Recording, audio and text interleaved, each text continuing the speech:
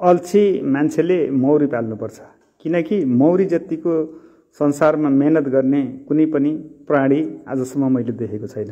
त्यसकारणले मैले पनि निरन्तर 16 वर्षदेखि आफ्नो घरमा खानको लागि केही घारहरू राखेको छु र वर्षेनी मैले आफ्नै घरको मह खान्छु र बच्चाहरूलाई पनि खुवाउने गर्छु।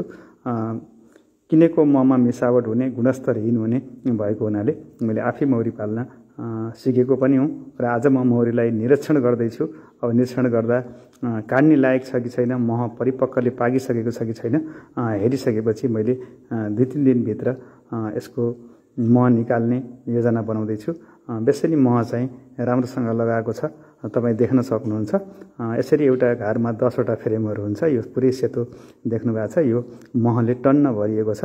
मेरो अनुमानमा एउटा फ्रेममा किलोभन्दा माथि नै सरदर आउने अनुमान गरेको छु।